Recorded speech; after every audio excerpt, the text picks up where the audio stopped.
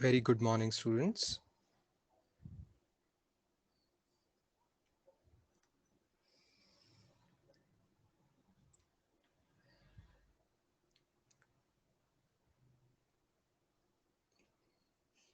Yes, I have decided that few minutes we will revise the whole chapter of whatever part we have done.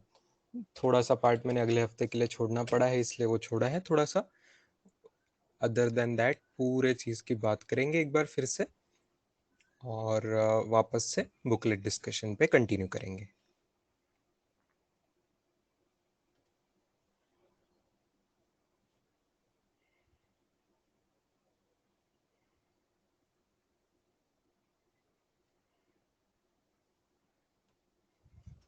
So here we are on the screen to do the revision of whatever we have done in vectors.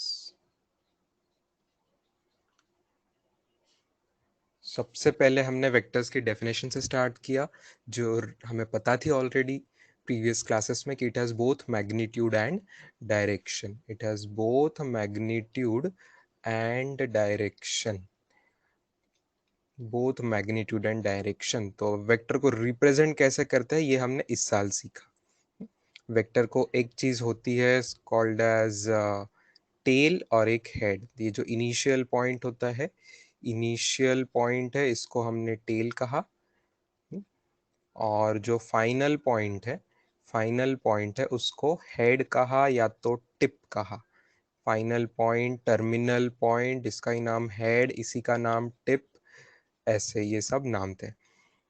And then vector को denote कैसे करते थे? A B bar. ठीक है, ए B बार या तो A B के ऊपर ऐसा सिंबल, ये इसको भी ए बी बार ही पढ़ सकते हैं. या तो कई बार कुछ बुक्स में एनसीईआरटी जैसे और अरिहंत जैसे बुक्स में हमने देखा है ऐसे बोल्ड लेटर्स में वेक्टर को हमने डिनोट किया. ठीक है, लेकिन इसकी मैग्नीट्यूड की जब बात आती है तो magnitude is simply mod A B bar. Mod के सिंबल में हम दिखाते हैं which is nothing but length of the vector. Length of vector. Okay, it is nothing but length of vector. Magnitude of vector मतलब mod of vector मतलब it is simply the length of the vector. Then we talked about the types of vectors. Types of vectors में आपने लिखा हुआ है, कम ज्यादा हमने लिखे थे कुछ टाइप्स, 5 7 10 टाइप्स कुछ लिखे होंगे ना. वेरियस डिफरेंट क्लासिफिकेशंस कर सकते हैं. मेरे याद के हिसाब से मैंने पहला टाइप लिया था शायद नल वेक्टर. नल वेक्टर लिया होगा पहला type. May be null vector, इसका मतलब मैग्नीट्यूड जीरो जिसका होता है, मैग्नीट्यूड इज जीरो, उसका नल वेक्टर बोलते हैं. It is denoted by O bar. Okay, O bar करके उस नल वेक्टर को डिनोट करते हैं, नल वेक्टर या जीरो वेक्टर. मैंने आपको ये भी कमेंट एक बार बताई थी कि कुछ बुक्स बोलेंगे कि कैन हैव एनी डायरेक्शन और कुछ बुक्स बोलेंगे it is direction less. Because उसको कोई पर्टिकुलर डायरेक्शन नहीं है तो उसको डायरेक्शन लेस भी कहते हैं. यूनिट वेक्टर, यूनिट वेक्टर का मैग्नीट्यूड, यूनिट मतलब मैग्नीट्यूड इज इक्वल टू 1. तो ये बहुत स्पेशल वेक्टर्स होते हैं. इसको आगे जाके हमने वापस पढ़ा जब हम आई cap, J cap, K cap पढ़ रहे थे. तो कई बार वेक्टर्स को हम कैप करके डिनोट कर देंगे अगर वो यूनिट वेक्टर है तो. ठीक है, अगर वो यूनिट वेक्टर है तो इवन मैंने आगे जाके ओपी कैप ऐसा एक जगह हमने कहीं देखा था. तो ओपी कैप को क्या लिखा था हमने? ओपी बार खुद डिवाइडेड बाय उसका मैग्नीट्यूड. तो किसी भी वेक्टर को खुद के मैग्नीट्यूड से आप डिवाइड कर दीजिए तो जो आपको मिलेगा वो यूनिट वेक्टर मिलेगा, क्योंकि इसका मैग्नीट्यूड जो हो जाएगा वो 1 हो जाएगा. So this will be a unit vector. Okay, this will be a unit vector. Then we talked about something like vectors, same direction, unlike vectors, opposite direction, है ना. फिर co-linear vectors, co-planar vectors, co-terminal vectors, co-initial vectors वगैरह वगैरह, जो कि it's not exactly that very, मतलब आपको उस पे ऐसे सवाल पूछना नहीं वाले, but just because we are beginning the chapter तो समझने के लिए कि इनिशियल पॉइंट्स क्या होते हैं, प्लेन में होना क्या होता है. So we talked about those types of vectors. Then we came to actual important exam perspective से. एक्चुअल एग्जाम पर्सपेक्टिव से जो चीज थी, वेक्टर पे ऑपरेशंस ऐड सब्ट्रैक्ट करना, प्रीवियस स्लाइड से। यूनिट वेक्टर का ओनली पर्पस डायरेक्शन है ना, हाँ ऐसा बोलते हैं हम, यूनिट वेक्टर का ओनली पर्पस डायरेक्शन देना है, क्योंकि मैग्नीट्यूड तो अलग से दे चुके होते हैं हम, तो unit vector is only mainly giving you the direction, ऐसा बोलते हैं। यूनिट वेक्टर का मेन यूज डायरेक्शन दिखाना ही होता है। जैसे आई कैप बोल दिया मतलब समझ गए कि एक्स एक्सिस की डायरेक्शन दिखाना है, जे कैप बोल दिया मतलब वाई एक्सिस की डायरेक्शन दिखाना है, के कैप बोल दिया मतलब जेड एक्सिस की डायरेक्शन दिखाना है, ओपी कैप बोल दिया मतलब ओपी, ओ से पी की तरफ की जो डायरेक्शन है वो डायरेक्शन दिखाना, है ना। तो यूनिट वेक्टर का मेन काम होता है डायरेक्शन दिखाना, ये सही बात है, right. Then students we came to vector operations. Vector operations का मतलब, वेक्टर ऑपरेशंस, ऑपरेशंस मतलब ऐड सब्ट्रैक्ट मल्टीप्लाई डिवाइड, इन्हें ऑपरेशंस कहते थे, है ना। लेकिन ये स्केलर के ऑपरेशंस हमने पढ़े थे, क्या वेक्टर में ये सभी चीजें हैं? तो आंसर इज नो। वेक्टर में डिवीजन नाम की कोई चीज नहीं होती, वेक्टर में हम एडिशन पढ़ते हैं, सब्ट्रैक्शन पढ़ते हैं, मल्टीप्लीकेशन दो टाइप का पढ़ते हैं, डॉट प्रोडक्ट, क्रॉस प्रोडक्ट, ठीक है। डिवीजन नाम की कोई चीज नहीं होती है, वेक्टर का डिवीजन ऐसे नाम की कोई चीज नहीं है।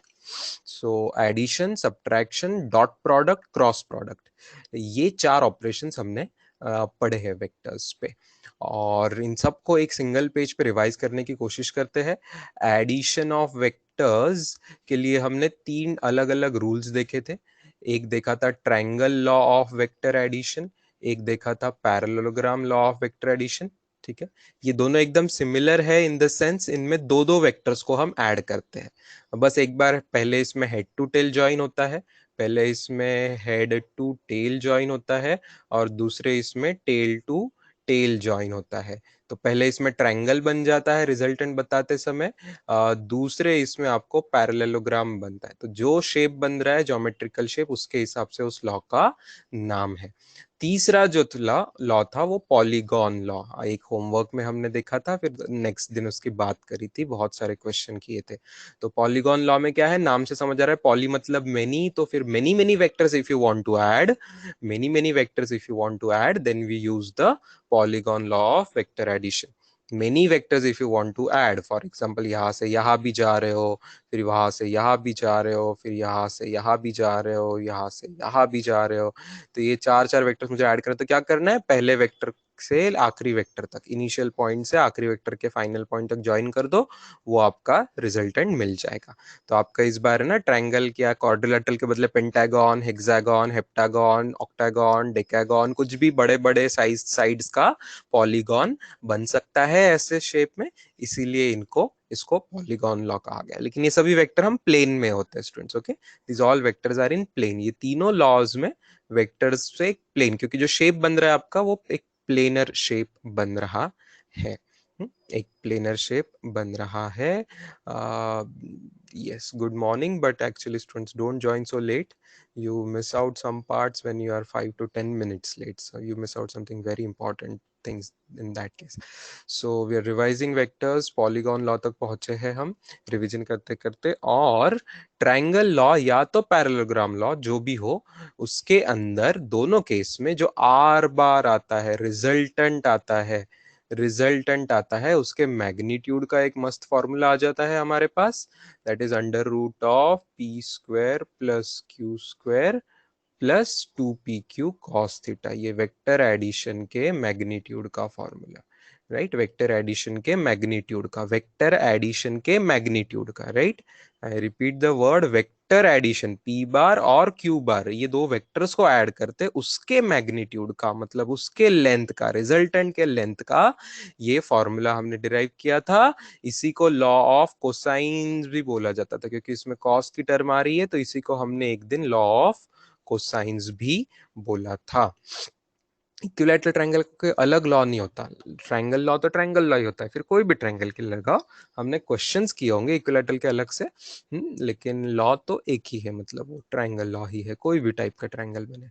अच्छा, पैरेललोग्राम लॉ में भी रिजल्टेंट तो यही आएगा, लॉ कोई भी इस्तेमाल करो, वेक्टर एडिशन का रिजल्टेंट यही आएगा। इसके अलावा एक चीज आया करती थी कॉल्ड एज अल्फा, एंगल का टैन, जैसे कि main angle between the vector अगर थीटा है, तो अल्फा हम लेते थे angle with P bar, alpha हम लेते थे angle width of resultant with P बार।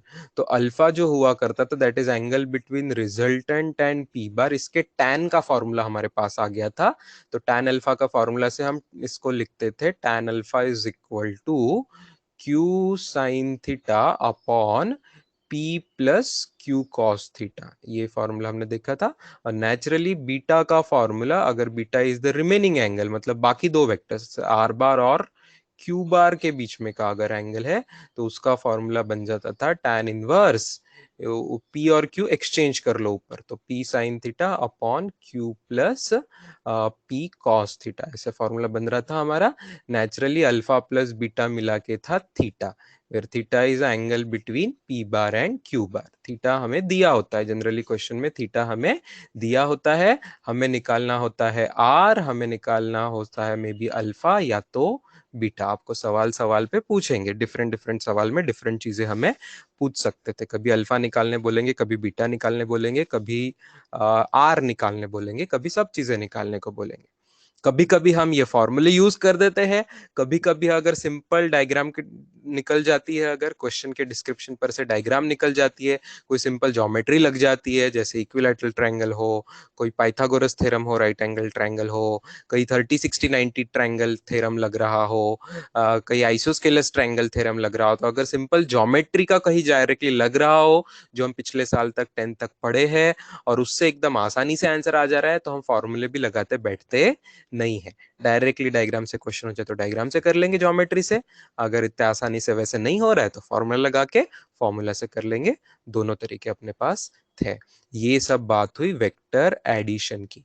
ये सब बात हुई वेक्टर एडिशन की। जब वेक्टर सब्ट्रैक्शन करने हम जाते थे आगे, फिर हम वेक्टर सब्ट्रैक्शन करने जब जाते थे तो क्या होता था, वेक्टर सब्ट्रैक्शन अगर करने में जा रहा हो तो p बार में से q बार मुझे सब्ट्रैक्ट करना है। इसी को हम बोल देते हैं कि it's as good as p bar में माइनस q बार हमें ऐड करना है। माइनस क्यू बार मतलब उल्टा वेक्टर कर देते थे, क्यू बार के उल्टा वेक्टर कर देते थे। फिर बाकी रूल्स वैसे के वैसे, फिर एडिशन के रूल लगा दो, क्योंकि सब्ट्रैक्शन को हमने एडिशन के फॉर्मेट में कन्वर्ट कर दिया, तो एडिशन जैसे रूल लग जाते थे। हाँ, फॉर्मूला थोड़ा सा आर का अलग बनता था, इसमें आर का फॉर्मूला थोड़ा चेंज हो जाता था, एक प्लस की साइन माइनस हो जाती थी, क्योंकि एंगल बदल जाता था स्टूडेंट्स। एंगल जो है वो थीटा के बदले 180 माइनस थीटा हो जाता था, जिसकी वजह से फॉर्मूला में माइनस साइन आ जाया करती थी, under root P square plus Q square minus 2pq cos theta. इस वाले फॉर्मूला में, ऊपर के फॉर्मूला में प्लस था, इस वाले फॉर्मूला में माइनस था। ठीक है, इस वाले फॉर्मूला में माइनस था, P square plus Q square minus 2pq cos theta, ऐसा ये फॉर्मूला था। Then dot product and cross product, इनको भी अगर हम एक सिंगल पेज में इसी पे रिवाइज करने की कोशिश करें तो इट वाज वेरी सिंपल। देखो, ऊपर में भी 2pq cos थीटा टर्म आ रही है, यहाँ पे भी 2pq cos थीटा। ये तो pq cos थीटा टर्म कुछ तो भी ज्यादा इंपॉर्टेंट फेमस बनने वाली थी, तो इसलिए pq cos थीटा को हमने डिफाइन कर दिया p बार डॉट q बार करके। ठीक है ना, pq cos में p और q मल्टीप्लाई तो हो ही रहे, साथ में cos थीटा है, तो इसको p बार डॉट q बार करके हमने डिफाइन किया, जिसे हम डॉट प्रोडक्ट कहते हैं, जिसे हम डॉट प्रोडक्ट कहते हैं या तो स्केलर प्रोडक्ट भी कहते हैं। क्यों स्केलर प्रोडक्ट कहते थे, क्योंकि आंसर में कोई डायरेक्शन नहीं है, आंसर सिर्फ मैग्नीट्यूड है, सिर्फ स्केलर है इसलिए। और p bar cross q bar, p bar cross q bar, इसको हमने डिफाइन किया था P Q sine theta into N cap. N cap, okay, ये एन कैप जरूरी है क्योंकि ये वेक्टर प्रोडक्ट है, आंसर वेक्टर आता है। P Q sine theta magnitude और एन कैप उसको डायरेक्शन दे देता है। ये कौन सी डायरेक्शन देता है, ये N cap is a direction perpendicular to both P and Q. तो परपेंडिकुलर टू हम ऐसा भी लिखते थे, plane of P and Q, perpendicular to plane of P bar and Q bar. P and Q जिस प्लेन में lie करेंगे उस पूरे प्लेन को ही एन कैप परपेंडिकुलर हुआ करता था। ओके, परपेंडिकुलर तो दो हो सकते हैं, ऊपर नीचे, तो एग्जैक्टली कौन सी डायरेक्शन कैसे डिसाइड करते थे, राइट हैंड रूल से डिसाइड करते थे। हमने राइट हैंड कोऑर्डिनेट सिस्टम भी देखा एक्स वाई जेड का, तो राइट हैंड के सिस्टम से हम डिसाइड करेंगे। पी बार की तरफ मतलब पहले वेक्टर की तरफ फिंगर्स करेंगे, उसको दूसरे की तरफ कर्ल करेंगे, तो थंब जिस डायरेक्शन में होता है वो एन कैप होता है। ये तरीके से हमने वेक्टर एडिशन, सब्ट्रैक्शन और दोनों टाइप ऑफ मल्टीप्लिकेशन को मेन डेफिनेशंस करी थी। इसके अलावा जो प्रॉपर्टीज थी मैं आपको मेनली होमवर्क में दिया करता था पढ़ने के लिए, कहा कम्यूटेटिव प्रॉपर्टी, एसोसिएटिव प्रॉपर्टी वगैरह वगैरह। एक बार वो देख लेते हैं। जैसे पी बार प्लस क्यू बार होता है क्यू बार प्लस पी बार, इसे कहते हैं कम्यूटेटिव प्रॉपर्टी, राइट। ये कम्यूटेटिव प्रॉपर्टी होती है। तो वेक्टर एडिशन में कम्यूटेटिव होता है। क्या वेक्टर सब्ट्रैक्शन में कम्यूटेटिव होता है क्या ऐसा हमेशा? नहीं, वेक्टर सब्ट्रैक्शन में कम्यूटेटिव नहीं होता। क्या डॉट प्रोडक्ट में होता है? यस, डॉट प्रोडक्ट में कम्यूटेटिव होता है। क्या क्रॉस प्रोडक्ट में होता है? ना ना ना, क्रॉस प्रोडक्ट में ऐसा हमेशा तो नहीं हुआ करता। उल्टा क्रॉस प्रोडक्ट में एक चीज है, जैसे सब्ट्रैक्शन में भी वो चीज है स्टूडेंट्स, पी और क्यू का सब्ट्रैक्शन करोगे, क्यू और पी का सब्ट्रैक्शन करोगे तो एक्चुअली वो एक दूसरे के एग्जैक्टली निगेटिव आएगा। वैसे क्रॉस प्रोडक्ट भी एक्चुअली एग्जैक्टली निगेटिव आता है। पी क्रॉस क्यू की direction and Q cross P की डायरेक्शन एग्जैक्टली उल्टी हुआ करती है, एग्जैक्टली निगेटिव हुआ करती है। ठीक है, तो कम्यूटेटिव प्रॉपर्टी दो ही ऑपरेशन सेटिस्फाई करते हैं, addition and dot product, addition and dot product.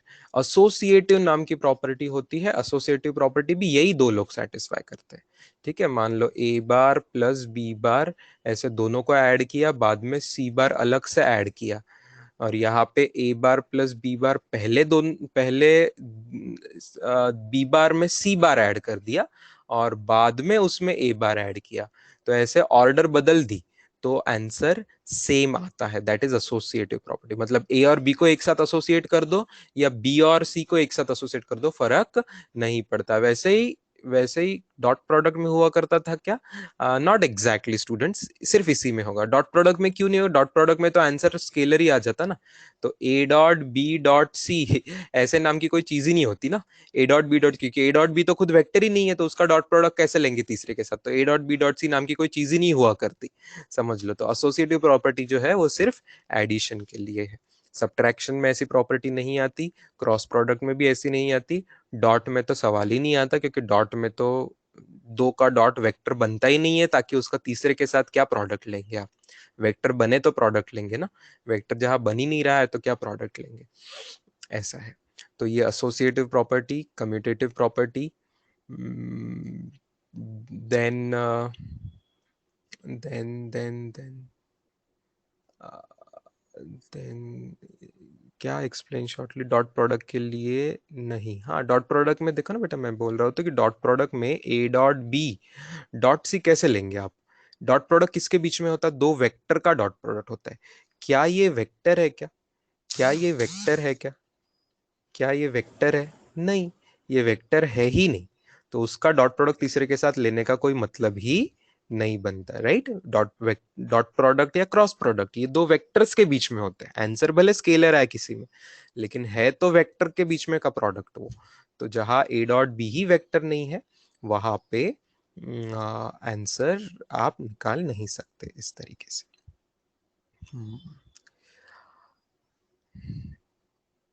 चलो, कम्यूटेटिव के लिए कह रहा था शायद, यस, चैतन्य को कोऑर्डिनेट राइट हैंडेड स्पेशली उसको बताना पड़ेगा अलग से, जब वो चैतन्य एकेडमी में आएगा तब। तो चैतन्य, आपके नाम वाले एकेडमी के कैंपस में आप आइए, तब आपको मैं वो पढ़ा दूंगा। ठीक है, कुछ लोग और भी होंगे जिनको ये राइट हैंडेड का इमेजिनेशन ऐसे समझ में नहीं आ रहा है, उनको आंखों से राइट, चलिए आंखों के सामने आपके हाथ से करके दिखाएंगे ऐसे, तब समझ में आएगा तो चलेगा। चलो ठीक है। Next students, distributive property, right. Distributive property कैसे होगा? डिस्ट्रीब्यूटिव प्रॉपर्टी ये कहाँ होता है? इसमें दो अलग अलग ऑपरेशन होते हैं स्टूडेंट्स। मान लो A bar dot B bar plus C bar करना है।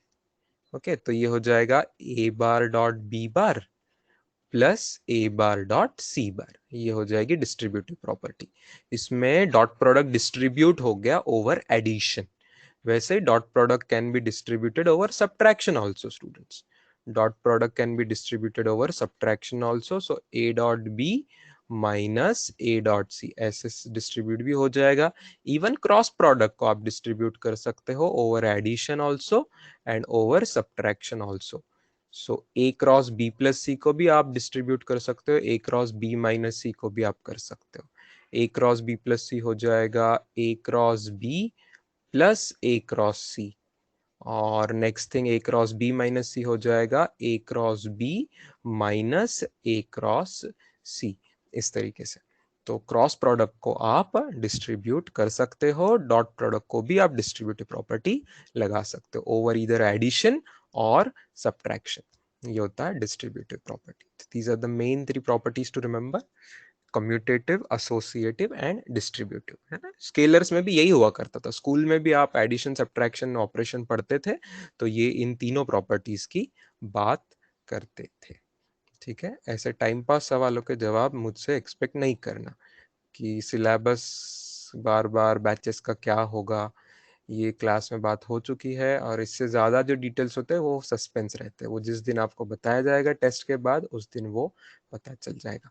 पढ़ाई के समय पढ़ाई पे ध्यान देने की कोशिश कीजिए सब। Now these are the vector operation की properties, these are all vector operations के बारे में अलग अलग properties हमने स्टडी की। इसके बाद आई जे के पे आए थे हम, राइट। आई cap J cap K cap समझने पे आए थे हम। आई cap J cap K cap कैसे होते हैं, है ना। राइट हैंडेड सिस्टम किसी को अभी शॉर्ट में समझने की कोशिश करना है तो कर ले सकते हैं वापस। फिंगर्स जिनको समझ आए देखना, फिंगर्स अब आई की तरफ कीजिए, उसको फिर टर्न कीजिए जे की तरफ, आपका थंब आ जाएगा जरूर इस डायरेक्शन में, तो ये के कैप। तो ये I cap is a unit vector along X axis direction, J cap is along Y axis direction, K cap is along Z axis direction. K cap can be along Z axis direction. Then कोई vector है, मान लो जैसे p बार vector है, तो फिर हम उसको क्या कर सकते थे स्टूडेंट्स, उसका कोई कंपोनेंट, कोई पार्ट उसका x के अलोंग होगा तो उसको px आई कैप बोल देते थे, कोई पार्ट उसका y एक्सिस के अलोंग होगा तो py j कैप बोल देंगे, और कोई अगर z एक्सिस के अलोंग होगा तो pz k कैप बोल देंगे। ओके, pz k कैप बोल देंगे। What about q bar students, q bar will be qx I cap plus Q Y J cap plus Q Z K cap, okay, plus Q Z K cap. इस तरीके से हम करते थे। फिर हमने इनका पी बार और क्यू बार का डॉट प्रोडक्ट और क्रॉस प्रोडक्ट कैसे आसानी से आता है ये स्टडी किया था, और वो स्टडी करने से पहले हमें देखना पड़ा था कि आई का आई के साथ डॉट प्रोडक्ट क्या आएगा, जे का जे के साथ क्या आंसर आता था स्टूडेंट्स। किसी यूनिट वेक्टर का खुद ही के साथ डॉट प्रोडक्ट करते थे तो आंसर क्या आता था, 1 आता था, आंसर आता था 1, right. So I dot I, J dot J, के डॉट के, ये तीनों का डॉट प्रोडक्ट वगैरह लेके आंसर आता था 1, करेक्ट, आंसर आएगा 1। लेकिन अगर आप क्रॉस प्रोडक्ट लेने गए स्टूडेंट्स तो आई क्रॉस आई लेंगे, या जे क्रॉस जे लेंगे, या तो के क्रॉस के लेंगे, तो आंसर क्या आएगा, 0 नहीं आएगा। आप फंस गए, 0 नहीं आएगा, 0 नहीं आएगा, आप फंस गए क्या। अरे वाह, चलो याद आ गया, याद आ गया, याद आ गया, 0 बार, क्योंकि वेक्टर प्रोडक्ट था तो आंसर तो वेक्टर होना चाहिए, तो वो हुआ करता था 0 बार स्टूडेंट्स। बहुत अच्छे। अच्छा, आई डॉट जे, आई डॉट जे करेंगे या जे डॉट आई करेंगे, है ना, जो तो परपेंडिकुलर थे। इवन जे डॉट के करेंगे, के डॉट जे करेंगे, वो लोग भी परपेंडिकुलर थे। आई के भी परपेंडिकुलर है, के आई भी परपेंडिकुलर, तो ये लोग जो जो परपेंडिकुलर थे उनका डॉट प्रोडक्ट हमेशा आता 0, ये बात थी। Then you had cross product में आई क्रॉस जे के हुआ करता था, जे क्रॉस के आई हुआ करता, और के क्रॉस आई जे हुआ करता है। ये 3 चीजें, और इन्हीं तीनों का उल्टा एग्जैक्टली होगा, in the sense J cross I किसी ने पूछा तो उल्टा हो जाएगा माइनस के कैप, के क्रॉस जे किसी ने पूछा आपको तो हो जाएगा माइनस आई कैप, और आई क्रॉस के किसी ने आपको पूछा तो हो जाएगा माइनस जे कैप। परफेक्ट, ठीक है। नाउ इन सब का यूज करके P डॉट क्यू का हमें एक आसान आंसर मिलता था students, that is I I की टर्म्स एक साथ ले लो, P X Q X plus P Y Q Y plus P Z Q Z. ये डॉट प्रोडक्ट का एक आसान सा आंसर मिलता था इन टर्म्स ऑफ उसके कंपोनेंट्स बोलेंगे, P X P Y P Z Q X Q Y Q Z के टर्म्स में। और क्रॉस प्रोडक्ट का आंसर कैसे मिलता था? क्रॉस प्रोडक्ट का आंसर थोड़ा लंबा था, लेकिन उसको हमने सिस्टमैटिकली एक डिटर्मिनेंट के फॉर्मेट में याद कर लिया था। 3x3 साइज का एक determinant, I cap J cap K cap P X P Y P Z Q X Q Y Q Z. इस तरीके से हमने इसको देखा था। ठीक है, डिटर्मिनेंट को कैसे एक्सपांड करते हैं आई होप आपको याद होगा। एक ही बात मैं याद दिला दूं, एक्सपांशन में plus minus plus sign sequentially हम लेते थे, प्लस माइनस प्लस साइन। जब एक्सपांड करते थे तो आई कैप के साथ प्लस साइन, जे कैप के साथ माइनस साइन, के कैप के साथ प्लस साइन लेते थे। वो रिस्पेक्टिव रो और कॉलम हटा के जो छोटा 2/2 डिटर्मिनेंट आ जाता था वो उसके साथ लगा देते थे। तो this was the main theory part about the products, dot product and cross product which we have done. Dot product का एक हम बहुत फायदा करते थे, डॉट प्रोडक्ट पर से हम कॉस थीटा की वैल्यू निकाल लिया करते थे। जहां जहां थीटा निकालना आसान नहीं है तो पी बार डॉट क्यू बार का एक ये फॉर्मूला है जो अपने स्क्रीन पे है, और इसके पहले एक देखा हुआ है पी क्यू कॉस थीटा, तो उसका यूज करके हम कॉस थीटा की वैल्यू फाइंड कर लिया करते थे। नेक्स्ट पेज पे लिखते देता हूं मैं। तो कॉस थीटा की वैल्यू जब फाइंड करना मुश्किल होता था तो हम ये फॉर्मूला यूज कर लेते थे, that is P dot Q upon P Q. P dot Q upon P Q करके कॉस थीटा मिल जाता था, जिसका मतलब ही है कि ये लंबा फॉर्मूला भी इसका बन सकता है, P X Q X plus P Y Q Y plus P Z Q Z upon P को फिर हम under root of P X square plus P Y square plus P Z square ऐसा लिखते थे, क्यू को under root of Q X square plus Q Y square plus Q Z square ऐसा भी लिखते थे। ये था कॉस थीटा। ठीक है, ये था कॉस थीटा। अच्छा, क्रॉस प्रोडक्ट का भी कोई कोई यूज करते थे क्या हम? हाँ करते थे ना, क्यों नहीं। P bar cross Q bar is equal to P Q sine theta N cap. तो इससे कई बार आपको एन कैप निकालने को पूछते थे, एन कैप निकालने को पूछते, सवाल पूछा जाता था, दो वेक्टर दिए हैं, find the unit vector perpendicular to both P and Q, find the unit vector perpendicular to both P and Q. तो फिर आपको क्या करना होता था, क्रॉस प्रोडक्ट लेना था और उसके खुद के मैग्नीट्यूड से ही डिवाइड करना था। मतलब एन कैप क्या है, P bar cross Q bar divided by उसी का magnitude, P bar cross Q bar का ही मैग्नीट्यूड, मतलब ही P bar cross Q bar upon P Q sine theta, P Q sine theta. हाँ, इसी को हमने एक सवाल के अंदर ऐसे कर दिया था कैप कैप में, पी बार P cap cross Q cap upon sine theta ऐसे भी कर दिया था। ठीक है, याद आ रहा होगा आपको, एक न्यूमेरिकल क्वेश्चन में किया था, साइन थीटा नीचे आ रहा था, right, sine theta was coming in the denominator like this. तो ये सब फायदे हुआ करते थे डॉट क्रॉस प्रोडक्ट के। इसके अलावा कुछ शॉर्टकट्स हमने गोल्डन पॉइंट्स में पढ़े थे, कुछ शॉर्टकट्स हमने क्वेश्चन सॉल्व करते करते पढ़े थे।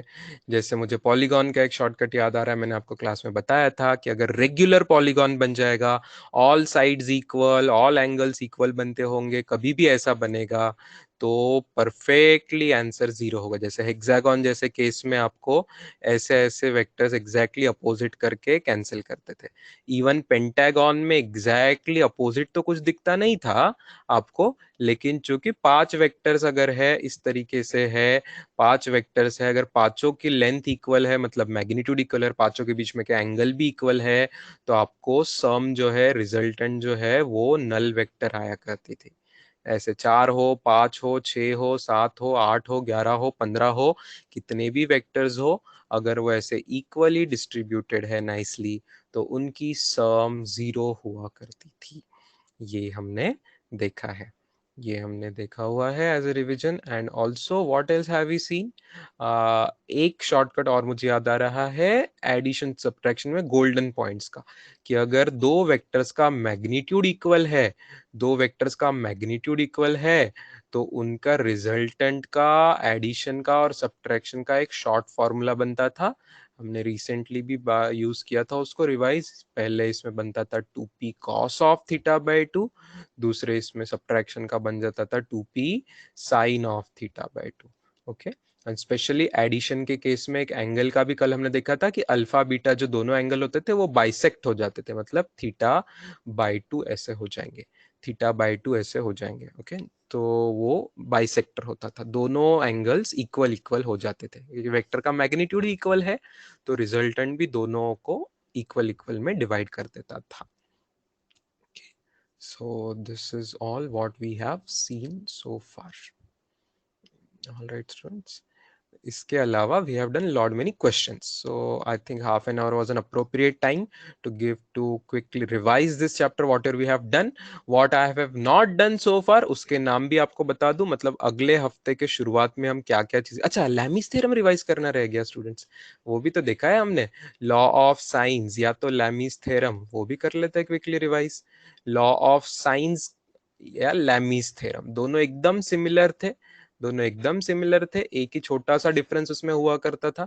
जैसे कि लॉ ऑफ साइंस में लगाता था जब दो वेक्टर्स को ऐड करके तीसरा रिजल्टेंट मिल रहा है, और लैमिस थ्योरम लगाते थे हम जब तीनों वेक्टर्स की मान लो एडिशन ही जीरो हो रही है, ए bar plus B bar plus C बार ऐसे एडिशन ही जीरो हो रही है। रूल क्या था, R P Q divided by sine of बाकी दोनों के बीच में का एंगल, बाकी दोनों के बीच में का एंगल। अपने रेगुलर नोटेशन में पी और क्यू का बीच में का एंगल थीटा हुआ करता था, आर और क्यू के बीच में का एंगल बीटा हुआ करता था, आर और पी के बीच में का एंगल अल्फा हुआ करता था। तो अगर ऐसा है तो ये लॉ ऑफ साइंस बनेगा। और अगर मैं जस्ट आपके अंडरस्टैंडिंग के लिए मैं जानबूझ के आपको यहाँ पे डायग्राम चेंज कर देता था, एंगल्स के कुछ अजीब अजीब नाम लेके भी आपको समझाया था, है ना, अल्फा बीटा गामा, यहाँ पे मैं समझ लो एक एक और आसन, ए के अपोजिट अल्फा हो मान लो, बी के अपोजिट बीटा हो, सी के अपोजिट गामा हो, तो then what you will write, A upon sine alpha is equal to B upon sine beta is equal to C upon sine gamma. इस बार मैंने और अलग नोटेशन, मैं हर बार अलग अलग नोटेशन से कुछ ये बता सकता हूँ आपको, क्योंकि आपने नोटेशन से डरने नहीं चाहिए, आपने हर बार क्वेश्चन में कुछ अलग नोटेशन होगा, आपको समझ आना चाहिए क्या किया जा रहा है, वेक्टर का magnitude divided by sine of opposite angle, opposite मतलब बाकी दोनों के बीच में का एंगल। इस तरीके से हम ये लैमिस थ्योरम यूज किया करते थे। लैमिस थ्योरम में एक इंपॉर्टेंट वर्ड था, तीनों वेक्टर्स जनरली फोर्सेस होते थे अपने, इसमें तीनों वेक्टर्स के addition zero bar, actually I should write zero bar addition हो रही है, उनकी एडिशन जीरो हो रही है, मतलब they are in equilibrium, this vectors are in equilibrium means they are perfectly cancelling each other. ठीक है, so we have done many questions on Lamis theorem DPP से, स्पेशली दिशा के DPP में, वेक्टर DPP 5 में ये क्वेश्चन आए थे, वहां पे क्वेश्चन नंबर 7 मैंने स्पेसिफिकली ये किया हुआ था, वो आप वापस जाके देख सकते हो। चलो, so this was all about the revision part. हाँ, मैं बता रहा था आप कौन सी चीजें हम मंडे ट्यूसडे में एक्सपेक्ट कर सकते हैं पढ़ना। There is something called as direction cosines, direction cosines नाम की एक चीज है, cos alpha cos beta cos gamma नाम की कोई चीज होती है, और उनकी addition cos square alpha plus cos square beta plus cos square gamma 1 होता है। ये क्या होता है ये हमें पढ़ना है। रिजोल्यूशन ऑफ वेक्टर्स क्या होता है, थोड़ा थोड़ा रिजोल्यूशन आपको आता है इन अ वे, बट एग्जैक्ट ज्यादा डिटेल्स अच्छे से रिजोल्यूशन ऑफ वेक्टर्स का हम पढ़ेंगे, और कंपोनेंट का कॉन्सेप्ट क्या होता है और प्रोजेक्शन का कॉन्सेप्ट क्या होता है। ठीक है, ये चीज है, इतने नाम मैंने अभी तक जानबूझ के रखने पड़े हैं हमको, बिकॉज ये हम 6 तारीख का टेस्ट है, अगर आपका टेस्ट कल होता तो ये सब चीजें हम इस हफ्ते में अच्छे से देख चुके होते, इस पे क्वेश्चंस भी कर चुके होते, बट हमने चूज किया कि उसके बदले हम बाकी पे बहुत सारा बुकलेट का डिस्कशन करें, प्रैक्टिस करें, क्योंकि हमारे पास टाइम है दोनों बैच साथ में आने तक। ठीक है, चलो let's come to booklet now. I think आज मैं इंजीनियरिंग बुकलेट को प्रेफरेंस देता हूँ। हमने बाकी पिछले हर टाइम मेडिकल बुकलेट को ज़्यादा प्रेफरेंस दिया था शुरू में, बिकॉज उसके क्वेश्चन ज़्यादा भी थे और ऑब्जेक्टिव थे सब, तो दैट माइट बी हेल्पफुल। यहाँ पे मेडिकल बुकलेट में, इंजीनियरिंग बुकलेट में आपको थोड़े से कुछ सब्जेक्टिव से क्वेश्चन भी दिखते हैं, just for the practice. And let me open that booklet, share with you, and we will talk about any doubts. Okay. So I'm unsharing this screen, students. I'm coming to the main screen, full screen, where here we have the booklet. Okay. तो एक बार वापस ये तो ALP का part था, ALP का part हमारा चल रहा था. Can we continue discussion on this? Some students had put more doubts of this to me personally. तो मे बी कल हमने इसमें का पहला क्वेश्चन देखा था, कैसे sides of square are in the cyclic order वाला क्वेश्चन देखा था, राइट? तो maybe continue little more discussion on this maybe. I think second मुझे किसी ने डाउट नहीं पूछा, ये सेकेंड आसानी से सबको समझ आ रहा है कि कैसे ईस्ट में है तो आई कैप ले लेंगे, नॉर्थ वगैरह में कुछ है तो जे कैप ले लेंगे, ये आदरा समझ में होगा. या तो इवन सेकेंड क्वेश्चन हम रिजोल्यूशन वाला पार्ट देखने के बाद भी कर सकते हैं, बिकॉज एक्चुअली उसमें थोड़ा सा रिजोल्यूशन भी यूज होता है. तो let me talk of third and fourth. मुझे mainly third and fourth doubt करके पूछा था, so I will try talking on that. Third question करते हैं.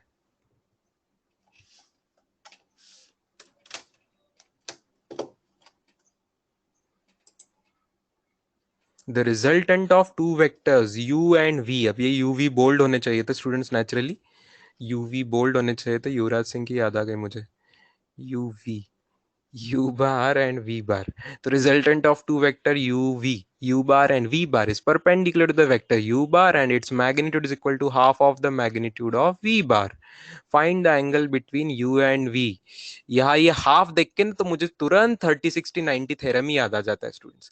जहाँ मैग्नीट्यूड हाफ होता है, 30 डिग्री के अपोजिट का एंगल हाफ होता है. क्या करूं, मैंने ज्योमेट्री भी अच्छे से पढ़ा है, आप लोगों ने भी पढ़ा होगा, आई होप सो. तो जिन्होंने ऐसा ज्योमेट्री याद आ गया तो उनकी तो लॉटरी लग गई, क्योंकि तुरंत क्वेश्चन सॉल्व हो जाएगा, कोई फॉर्मूला लगाने की जरूरत नहीं है. तो u and v perpendicular to vector u bar. Resultant is perpendicular to vector u bar. ऐसी डायग्राम्स हम कर चुके हैं, है ना, एक से ज्यादा बार ऐसी डायग्राम्स हम कर चुके. तो क्या होगा देखो स्टूडेंट्स, u और v, ये u बार और ऐसा आप लोगे v बार, सो दैट जो आपका रिजल्टेंट आ रहा है वो परपेंडिकुलर टू v बार है. रिजल्टेंट को मैं कुछ इन्होंने नाम नहीं दिया है तो मैं अपना r बार नाम दे देता हूँ.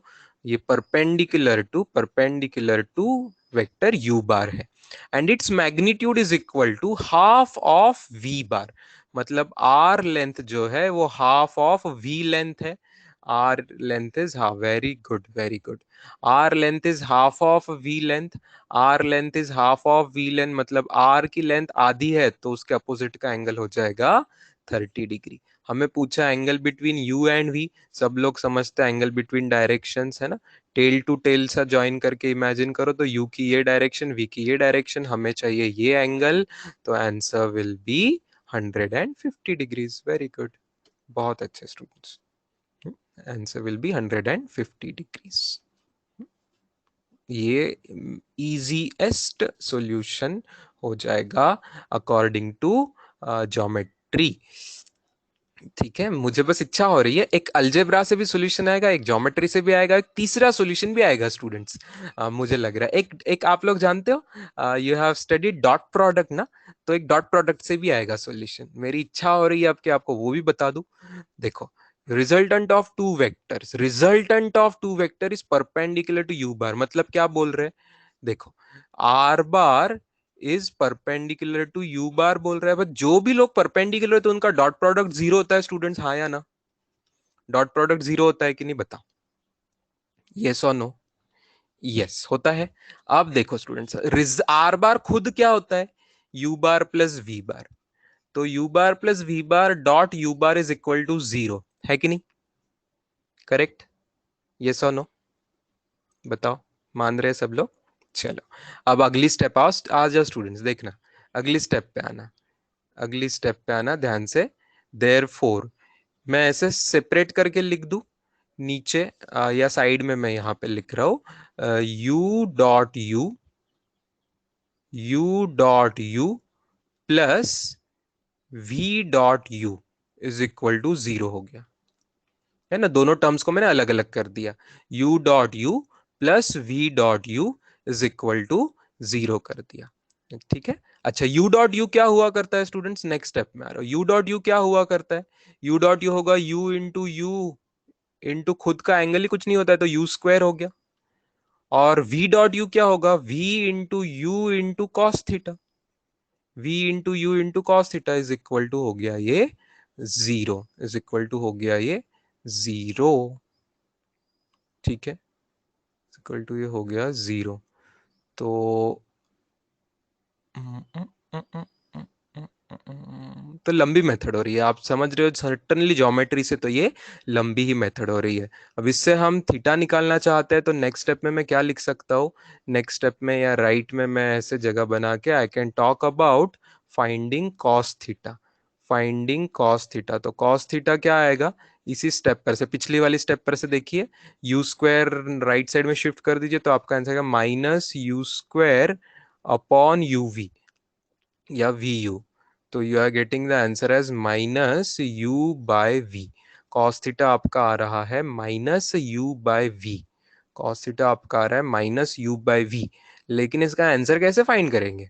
माइनस यू बाय वी का आंसर फाइंड ही कैसे करेंगे? इसके लिए आपको फिर अगली कंडीशन यूज करनी पड़ेगी कि मैग्नीट्यूड वाला जो कंडीशन दिया है कि आर का मैग्नीट्यूड जो है वो वी के मैग्नीट्यूड से हाफ है। आर का मैग्नीट्यूड जो है वो वी के मैग्नीट्यूड से हाफ है। आर का मैग्नीट्यूड मतलब, ये तो अजीब अलग कंडीशन है स्टूडेंट्स। आर का मैग्नीट्यूड मतलब क्या हुआ? आर का मैग्नीट्यूड मतलब क्या हुआ? यू बार प्लस वी बार का मैग्नीट्यूड। तो लंबा हो रहा है students, it's such a long method, you can see. ठीक है, तो ज्योमेट्री जो लोग यहाँ पे नहीं यूज करेंगे उनका बहुत टाइम जाने वाला है। इतना आसानी से आंसर नहीं आ रहा है। ये आर का मॉड ये हाफ ऑफ वी होना चाहिए। फिर आप नीचे के स्टेप में पूरा इसको एक्सपांड करेंगे कि under root of U square plus V square, समझ रहे हो? Under root of U square plus V square वगैरह वगैरह, इस पर से एक थीटा का कुछ रिलेशन निकालेंगे, इससे कॉस थीटा है ना, तो इससे कॉस थीटा क्या आता है, उससे कॉस थीटा क्या आता है, उस पर से आप दोनों को कंपेयर करके कुछ कुछ कुछ कुछ लंबा करोगे। It's going to take lot of time, it's going to take lot of time. तो all I wanted to suggest you with this method is, देखना कि ज्योमेट्री आसानी से आ रहा है तो बहुत लकी हो आप, एक स्टेप में एक डायग्राम में आंसर आ गया। नहीं तो आपके पास अलजेब्रा भी है, अलजेब्रा में सिर्फ आपके पास ये नहीं है कि वेक्टर एडिशन का रिजल्टेंट क्या है, you also have dot product. जहां जहां चीजें परपेंडिकुलर होती है आप डॉट प्रोडक्ट का भी इस्तेमाल कर सकते हो इस तरीके से। ठीक है, डॉट प्रोडक्ट का भी इस्तेमाल। हाँ, पाइथागोरस करना है तो फिर तो कुछ है ही नहीं ना टेंशन, ये तो डायग्राम निकाले, जिसने डायग्राम निकाले उसके लिए तो फिनिश्ड है, उसके लिए तो क्वेश्चन ही फिनिश्ड है। जिसको डायग्राम बनाते जम गई तो ज्योमेट्री आ गया तो फिनिश्ड। ठीक है, then there is no problem only, right? Yes. कुछ लोग ऐसे होते हैं, कुछ लोग इतने डरते हैं ज्योमेट्री से, कुछ लोग, हर टाइप के स्टूडेंट्स होते हैं ना, तो कुछ लोग ऐसा होता है कि उनको ज्योमेट्री नहीं, सर हमको कुछ डायग्राम वायग्राम नहीं चाहिए, कुछ थ्योरम वेरम नहीं चाहिए, हमको सीधा बताओ इक्वेशन कैसे बनाऊं, सॉल्व कैसे करूं। तो उन लोगों को ऐसे क्वेश्चन थोड़े लंबे हो जाएंगे सॉल्व करने। ठीक है, तो थोड़ी अपनी ज्योमेट्री अगर आप इंप्रूव कर लेंगे, थोड़ा सा रिवाइज कर लेंगे तो अच्छा हो जाएगा उसमें से। ठीक है, चलो। ज्योमेट्री मेथड में बेटा 30 60 90 ट्रायंगल थ्योरम यूज किया। 30 60 90 ट्रायंगल क्या बोलता है कि आपके पास अगर कोई एंगल 90 डिग्री का है, मतलब राइट एंगल ट्रायंगल बन रहा है, तो उस ट्रायंगल में अगर एक साइड हाइपोटेनस के आधी है, एक साइड अगर हाइपोटेनस के आधी है, तो उसके अपोजिट का, उस साइड के अपोजिट का एंगल 30 हुआ करता है। ये 30 60 थ्योरम। तो उससे हमने ब्लैक कलर से 30 डिग्री एंगल निकाल लिया, तो बाहर का एंगल 180 में से 30 सब ट्रैक करके 150 डिग्री निकाल लिया। ये इतना आसान सा सॉल्यूशन हो जाता है। You can do it in few seconds. Exam में आपको 1 मिनट भी नहीं लगेगा, 1 मिनट में ऐसे आप 4 क्वेश्चन सॉल्व कर सकते हैं। सवाल पढ़ा, डायग्राम निकाली, फट से आधे मिनट क्या पाव मिनट में आप आंसर निकाल सकते हो, जिनको ये समझ में आता है, निकालते आता है। Yes, correct correct. 180 माइनस 30 करके 150 आया, दैट्स ट्रू।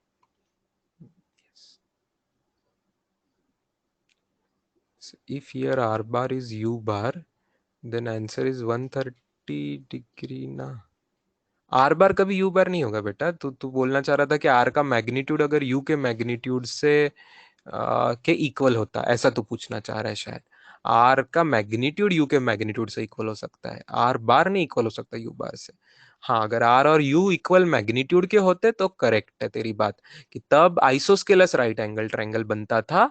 ठीक है, तब आइसोस्केलस राइट एंगल ट्रायंगल बनता था, अंदर का एंगल 45 होते थे, तो बाहर का एंगल 135 होता था। बिल्कुल सही बात, बिल्कुल सही बात। यस यस यस, बिल्कुल बिल्कुल, कोई टेंशन नहीं है।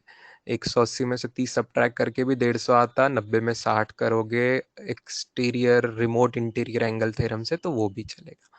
तो इसीलिए आपको ज्योमेट्री 10 तक पढ़ाया गया है, अलग अलग थ्योरम से आप जवाब निकाल सकते हैं। चलो, ऐसे अब आते हैं फोर्थ क्वेश्चन पे। क्वेश्चन नंबर 4 में कुछ अलग एंगल्स है, कुछ न्यू एंगल्स है, लेकिन जाने पहचाना वैल्यूज है स्टूडेंट्स। 5 12 13, 5 12 13, 5 12 13 सब लोग जानते हैं। 5 12 13 भी पाइथागोरस ट्रिपलेट होता है। ओके, 5 12 13 भी पाइथागोरियन ट्रिपलेट होता है। अब ऐसे forces are acting on a body and resultant is zero बोला स्टूडेंट्स, देखो रिजल्टेंट इसका जीरो बोल दिया।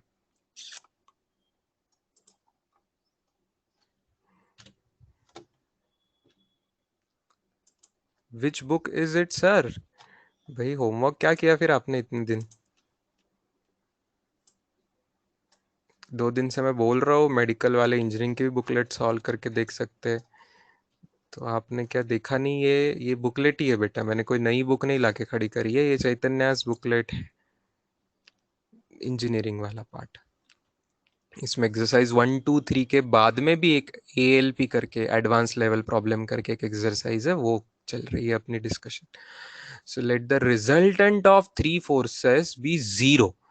Resultant of three forces is zero, मतलब ये जो है ना, मैं बोल रहा था A bar plus B bar plus C bar zero bar है, वैसी वाली चीज। जैसे लैमिस थ्योरम भी हम चाहे तो लगा सकते हैं यहाँ पे। ओके, लैमिस थ्योरम भी हम चाहे तो लगा सकते, चाहे तो लगा सकते, लेकिन आपको जरूरत नहीं पड़ेगी उसकी, क्योंकि 5 12 13 से आपको यही बात समझ में आ गई है कि यहाँ पे राइट एंगल ट्रायंगल बन सकता है। तो आप 5 और ये 12 कर लो तो 13 हो जाएगा तीसरा। अच्छा, जो तीसरा होगा स्टूडेंट्स, उसकी डायरेक्शन ध्यान से देखना, ये अपवर्ड डायरेक्शन नहीं निकाल सकता मैं। तीसरे वाले की डायरेक्शन अप डायरेक्शन निकाल सकते हैं क्या? नहीं, अप डायरेक्शन नहीं निकालेंगे। तीसरा वाला इक्विलिब्रियम के हिसाब से डाउन है ना, सेम ऑर्डर में लेना पड़ेगा। तीसरा वाला ऐसे आएगा, ये आपको समझना है। ठीक है, तो ए बार बी बार सी बार, ये तीन वेक्टर इस तरीके से यहाँ पे हो गए। मान लो इसको मैं ए बार बोल रहा हूँ, इसको मैं बी बार बोल रहा हूँ, इसको मैं सी बार बोल रहा हूँ, कोई भी नाम दे दो, यहाँ पे ए बी से मतलब नहीं पड़ता है क्या है। अच्छा, 5 वाला कौन सा होगा स्टूडेंट? सीधी बात है, 5 वाला ये एक छोटा है, सबसे छोटे को मैं 5 वाले को, सबसे बड़ा 13 वाला होगा। तो सबसे बड़ी जो लेंथ है वो हाइपोटेनस लेंथ 13 होगी, और यहाँ पे जो रेड कलर की लेंथ है वो 12 हो जाएगी। अच्छा, सवाल में दिया है 23 डिग्री का साइन 5 बाय 13 होता है, मतलब ये क्या बोलना चाह रहे हैं हमको स्टूडेंट्स? ये ट्रायंगल में वापस निकालू, ध्यान से एक बार देखना। 5 12 13, तो साइन 23 डिग्री 5/13, मतलब आपको इस एंगल की बात कर रहे हैं स्टूडेंट्स। ये एंगल 23 डिग्री है, एक्चुअली एग्जैक्ट नहीं होता वो, 23 पॉइंट समथिंग कुछ या ऐसा 22 पॉइंट समथिंग कुछ आएगा, या अप्रॉक्स होना चाहिए। तो अप्रोक्सीमेटली, तो ये एंगल अप्रोक्सीमेटली 23 डिग्री होता है। ये कैसे निकाला? ये उन्होंने आपको कैलकुलेट, ये आपको फैक्ट दे दी, ये आपको निकालने को नहीं बोला। साइन 23 डिग्री अप्रॉक्स 5/13 है, ये फैक्ट है। डेसिमल वैल्यू साइन 23 डिग्री की निकाली जाती है। This is all done using Taylor's and Maclaurin's expansion. अब ये टेलर मैक्लॉरिन एक्सपेंशन क्या होता है, ये आप इंजीनियरिंग में जाके फर्स्ट ईयर में पढ़ेंगे। तो 23 डिग्री इसका साइन इज इक्वल टू 5/13 यहाँ पे दे के रखा है। तो आपको डायग्राम में 23 डिग्री क्या है समझ आ गया। पूछा क्या है, एंगल बिटवीन 5 एंड 13 न्यूटन। तो आपको एंगल के लिए तो डायरेक्शंस ध्यान से देखनी है। 5 न्यूटन वाले की डायरेक्शन ये थी और 13 न्यूटन वाले की डायरेक्शन ये थी। आपको टेल टू टेल जैसा इमेजिन करके ये चाहिए। तो आंसर क्या आएगा, this will be what, this will be 113 degree. Perfect. तो रिमोट इंटीरियर यूज कर लो या तो फिर एडजेसेंट है ना लीनियर पेयर यूज कर लो, जो ज्योमेट्री आपको यूज करना यूज कर लो। मैंने यहाँ 90 + 23 करके किया, तो 90 + 23 करके आपको 113 degree will be the answer of this question. Do you all agree students? Yes. मैं आपको क्या इसमें 3 सवाल पूछूं स्टूडेंट्स? मैं आपको क्या 3 सवाल पूछूं? एंगल बिटवीन 5 न्यूटन वाला फोर्स एंड 13 न्यूटन वाला फोर्स का आंसर 113 डिग्री यहाँ पे है। ये एक सवाल आपको पूछा गया। क्या मैं आपको ऐसा सवाल पूछूं, what is angle between 12 Newton and 13 Newton force? जल्दी जवाब बताओ। What is the angle between 12 Newton and 13 Newton वाला फोर्स? जल्दी जवाब बताओ। ये जवाब जल्दी बताओ। Angle between 12 Newton and 13 Newton वाला फोर्स, जल्दी बताओ। ये फंस गए बच्चे बहुत लोग, आधे बच्चे शुरू शुरू में फंस गए। बहुत अच्छे students, 157 degrees, 157 degrees is the correct answer. अरे भाई टेल टू टेल ज्वाइन करो, हेड टू हेड में थोड़ी, हेड टू टेल में थोड़ी गिना करते हैं एंगल, है ना। एरोज ध्यान से देखना है आपको। एरोज कैसे है, एरोज ऐसे है, ये वाला और ये वाला एरो ऐसे है। तो आपको कर देना पड़ेगा टेल टू टेल जैसा। मतलब मान लो मैंने इसको उठा के ऐसे आगे लेके गया, ऐसे ऐसे, तो आपको ये एंगल चाहिए। ठीक है, ये बाजू का 23 है, ये 23 है, तो ये क्या रहेगा, ये 180 - 23 मतलब 157 डिग्री रहेगा। क्या मैं तीसरा सवाल पूछूं आपको बचा हुआ, angle between 5 Newton and 12 Newton क्या रहेगा? एंगल बिटवीन 5 न्यूटन है, हाँ इसमें कोई नहीं है, इसमें कोई कंफ्यूजन नहीं होगा। आप राइट से देखो, हेड टेल कहीं से भी देखो तो 90 का तो बेचारा 90 रहता है, तो इसमें आप सेफ हो। ये आपके जवाब सही है। ओके, इसी को मैं आपको ये भी निकाल के दिखा सकता हूँ स्टूडेंट्स। कैसे निकाल के दिखा सकता हूँ? क्या आपको मैं यहाँ पे लैमिस थ्योरम दिखा दूं स्टूडेंट्स? लैमिस थ्योरम दिखा दूं आपको। इसी वेक्टर्स को सब टेल टू टेल ज्वाइन करो, तो ये देखो 5 वाला ऐसा है, 12 वाला आपको ऐसा दिख रहा है नीचे, और 13 वाला आपको ऐसा दिख रहा है यहाँ पे। ठीक है, तो ये है आपका एंगल 5 और 13 के बीच में का एंगल 113 डिग्री। ये है आपका एंगल 157 डिग्री जो आपने निकाला, और ये है आपका 90 डिग्री। क्या आप लोग मेरे साथ वेरिफिकेशन कर सकते हो कि यहाँ पे आर अपॉन मतलब 5/12 और 13 किस किस का साइन आएगा देख लेना। 5/5 के अपोजिट कौन सा एंगल है? 5 के अपोजिट का एंगल है 12-13 के बीच में का, दैट इज साइन 157 डिग्री। और 12 के अपोजिट का एंगल क्या है? 12 के अपोजिट का एंगल है साइन 113 डिग्री, और 13 के अपोजिट का एंगल है 90 डिग्री, तो साइन 90 डिग्री परफेक्टली मैच करेगा स्टूडेंट्स, देख लेना। साइन 157 डिग्री सबको समझता है, 157 को 180 - 23 लिख सकते। 180 - 23 लिखेंगे तो साइन 23 डिग्री आएगा, वो तो 5/13 आएगा। साइन 113 कैसे आएगा? साइन 113 के लिए आपको एक अलग फॉर्मूला मुझे बताना पड़ेगा। साइन 113 डिग्री लगाना है किसी को, तो साइन 90 + 23 उसको लिखो, और साइन 90 + 23 होता है कॉस 23 डिग्री। ओके, और कॉस 23 डिग्री आपको निकालना पड़ेगा फिर 12/13। कॉस 23 डिग्री हो जाएगा अप्रोक्सीमेटली यहाँ पे 12/13, तो यहाँ पे ये वैल्यू 12/13 आएगी। और लास्ट वैल्यू जो है साइन 90 डिग्री 1 है। आप चेक कर लो, ऊपर का यहाँ 5-5 कैंसिल हो रहा है, 12-12 कैंसिल हो रहा है, सभी साइड 13 = 13 = 13 आ रही है, मतलब लैमीज थ्योरम हमने वेरीफाई किया। यहाँ मैंने आपको लैमीज थ्योरम वेरीफाई करके दिखा दिया कि कैसे लैमीज थ्योरम यहाँ पे सही है। परफेक्ट। ठीक है बच्चों, बात समझ आई? तो यहाँ हमें एंगल्स पता ही थे, लैमिस थ्योरम का हम कभी कभी इस्तेमाल करते हैं एंगल निकालने के लिए। या कोई चीज अननोन रही, तो यहाँ हमें सब कुछ नोन है, हमें तीनों वेक्टर्स के मैग्नीट्यूड नोन है, तीनों एंगल भी हमें पता चल ही गए थे, तो लैमिस थ्योरम का इस्तेमाल हमें नहीं करना पड़ा कुछ निकालने के लिए। मैंने आपको लैमिस थ्योरम वेरीफाई करके दिखाया कि देखो कैसे यहाँ पे भी लैमिस थ्योरम ट्रू होता है, क्योंकि इक्विलिब्रियम है, मैग्नीट्यूड जीरो है, जीरो मैग्नीट्यूड बोला मतलब लैमिस थ्योरम तो लगेगा ही, लगता है बिल्कुल सही होता है। चलो, खुश स्टूडेंट्स, एनीथिंग एल्स, किसी ने और कुछ ट्राई किया है इस एक्सरसाइज में? नहीं तो मैं एक सवाल सबको देता हूं, देखते हैं, ट्राई करते हैं। यहाँ पे ट्राई करो student, sixth question, every student, engineering, medical, every student here try sixth question. अगर ये सवाल एग्जाम में आया तो एक बहुत अच्छा क्वेश्चन कहलाएगा, one of the tough question कहलाएगा, चाहे जेई में आए या नीट में आए, one of the nice tough question कहलाएगा। मैं ऑप्शंस आपको शुरू में नहीं दे रहा हूं, ताकि आपको मैं थोड़ा उसको और टफ करूं। आपका स्ट्रेंथ चेक करते हैं। सिक्स्थ सवाल, ये सवाल है।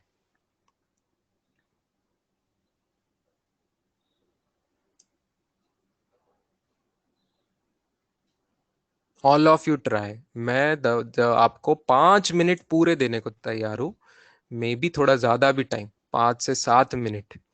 थोड़ी थोड़ी हिंट में देते जाऊंगा, एक एक दो दो मिनट से। आप आपकी कोशिश स्टार्ट कीजिए।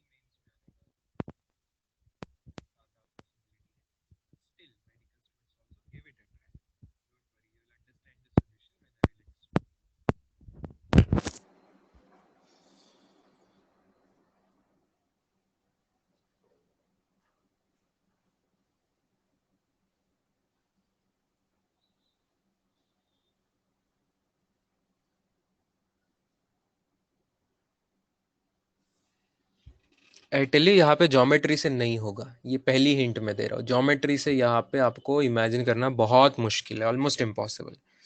यहाँ आपको इक्वेशंस ही लगाने पड़ेंगे, अलजेब्रा लगाना पड़ेगा।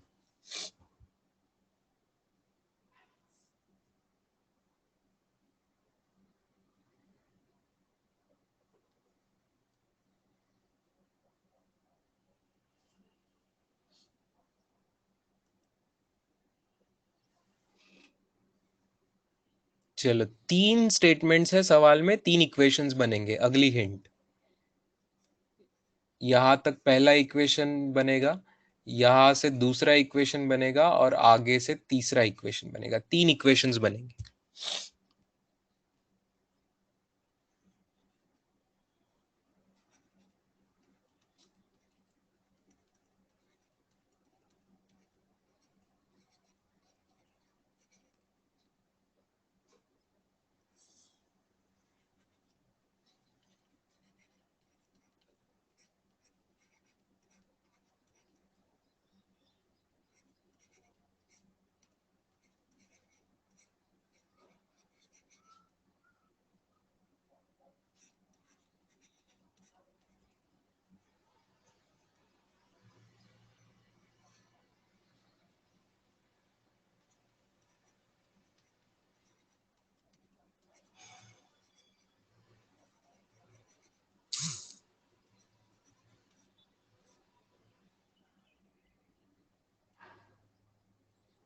चलो, it's not that easy a question. कोई आप पीछे से जवाब कॉपी करके बताएंगे कोई, तो कोई मतलब नहीं बनता है। आपके जवाब को मैं गलत बोल सकता हूँ, because you have no method. There is no way to do this question in a 1 or 2 minutes, or even 5 minutes for that matter. For you it will take more than 5 minutes. Try, I have given you the equations, try solving them.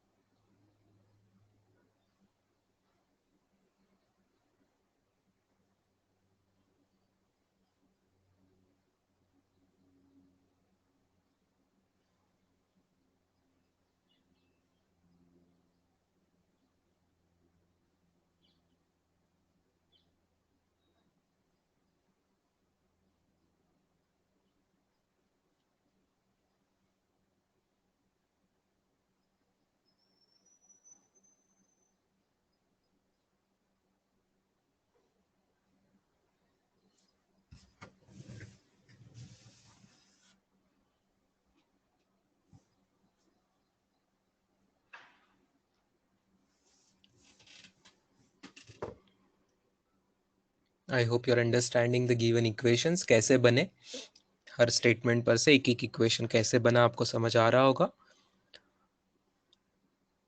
इसके आगे आपको आपका maths दिमाग लगाना है कि in equation को कैसे आप कुछ खेल खेलेंगे कि कॉस थीटा गायब हो जाएगा और पी और क्यू और आर का आपको रेशो मिल सकेगा। Think about it.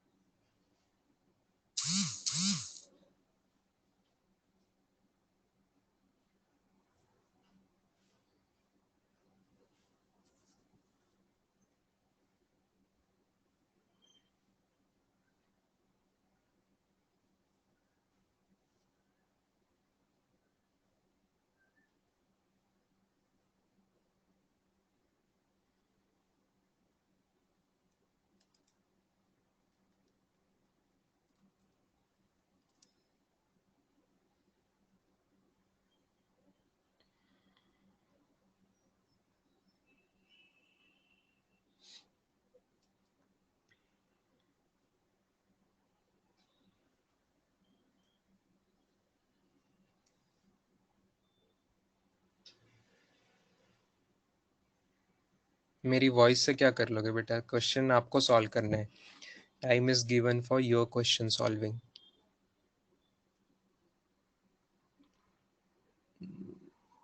नहीं, कॉस थीटा थीटा 45 डिग्री ऐसा थोड़ी दिया है ना, क्वेश्चन में नहीं दिया है, तो यू कैन नॉट गेस। यहाँ पे यही तो टफ पार्ट है सवाल का, you can not guess what is theta.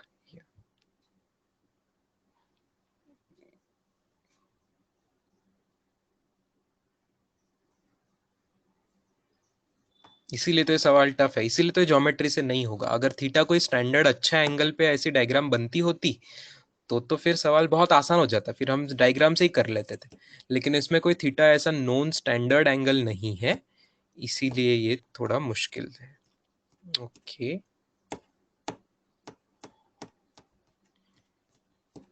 ठीक है। कुछ लोग अब जो कमेंट्स आ रही है वो थोड़ी रियल ट्राई वाली कमेंट्स लग रही है।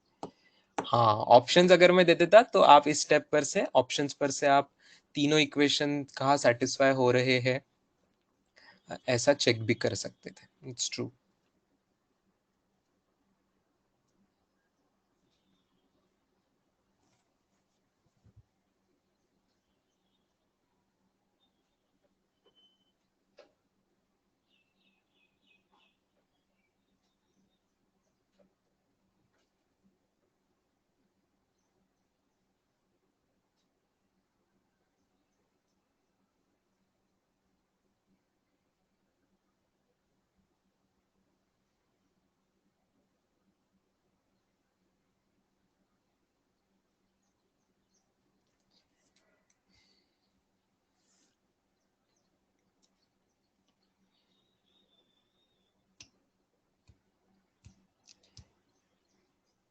चलो अगली हिंट में दे रहा हूं, मैं इस सवाल को कैसे करता था ये आपको बता रहा हूँ। How would I start solving this question. तीन इक्वेशंस बने, उसमें दूसरा और तीसरा इक्वेशन सेम दिख रहा है लेफ्ट हैंड साइड। 4r का स्क्वायर 4r का स्क्वायर ये दोनों इक्वल दिख रहा है, तो मैं क्यों ना इसको इक्वेट कर दे। तो इसको इक्वेट करके मैं P square plus 4q² plus 4pq cos theta, very good, कुछ लोगों ने ऑलरेडी वही किया है। देखिए आपको वही आ रहा है क्या जो मुझे मिल रहा है? फिर एक टर्म कैंसिल हो रही है, ओके, तो आपको मिल रहा है 3q² is equal to minus 6pq cos theta, ठीक है। तो इस पर से मैं ये वैल्यू याद रख लूंगा, P Q cos theta. P Q cos theta हमें जरूरत पड़ती है बार बार, तो पी क्यू कॉस थीटा जो है यहाँ पे आ रहा है, पी क्यू कॉस थीटा जो यहाँ पे आ रहा है, ये वैल्यू आ रही है माइनस q²/2, -q²/2। ये एक इंपॉर्टेंट इंफॉर्मेशन मुझे यहाँ से मिल रही है। आ रही बात समझ में बच्चों? P Q cos theta is equal to -12q²। इस स्टेप तक समझे? अब इसको मैं तीनों इक्वेशन में यूज कर लू वापस, इसको मैं तीनों इक्वेशन में यूज कर लूंगा वापस से, ताकि cos थीटा सबका हट जाएगा और सब कुछ पी क्यू और आर के बीच में बन जाएगा।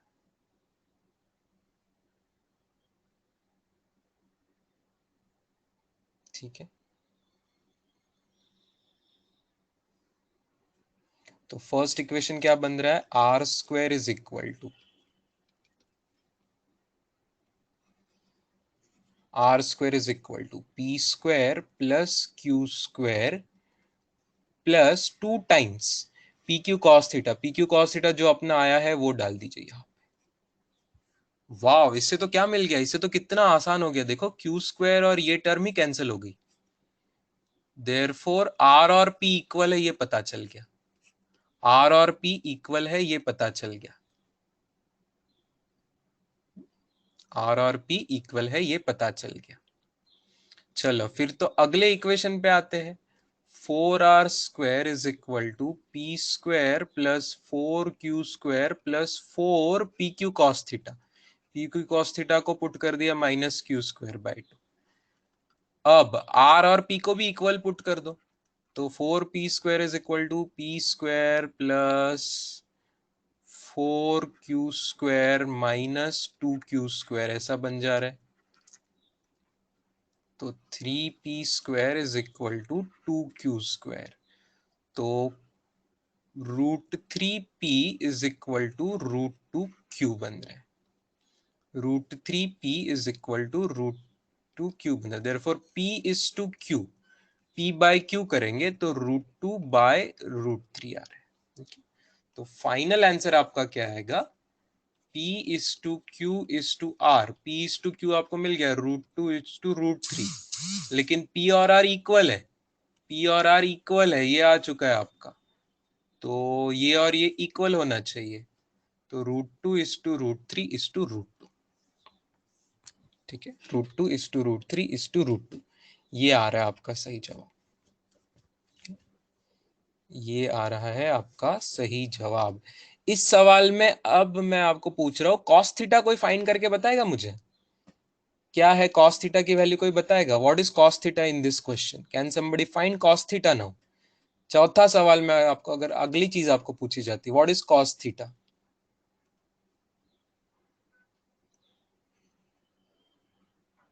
Wrong, very wrong answer, very wrong answer. इसका मतलब समझा ही नहीं है। जिन जिन लोगों ने अभी 45 135 दिया ना, उन्होंने पीछे से आंसर कॉपी करके बताया था, इसलिए मैं आपके आंसर को सीरियसली ले भी नहीं रहा था, भले सही जवाब हो। कि आपने अगर ये सॉल्व किया होता तो आपको cos थीटा भी सही जवाब बताया करता। मुझे सही जवाब मिलेगा, इसी बैच के स्टूडेंट से मिलेगा, कि करिए इंतजार 1-2 मिनट, मुझे बिल्कुल सही जवाब मिलेगा। cos थीटा की वैल्यू पूछ रहा हूं मैं, cos थीटा क्या आ रहा है?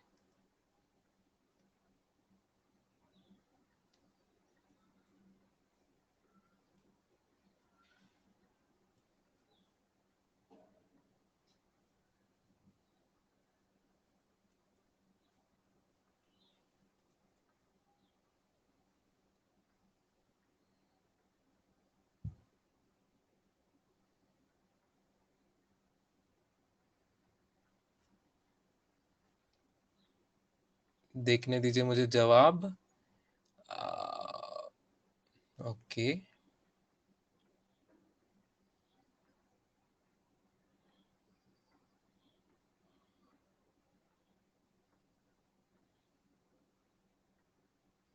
बिल्कुल सही जवाब। अबोली, सुष्मिता एंड भार्गवी, नॉट अबोली, सुष्मिता, अश्मित, सार्थ, प्रथमेश, परफेक्ट आंसर्स।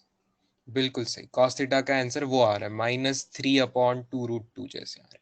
कैसे आएगा स्टूडेंट्स, कहाँ पे आ रहा है, किस स्टेप में आ रहा है, ये जवाब देखिए।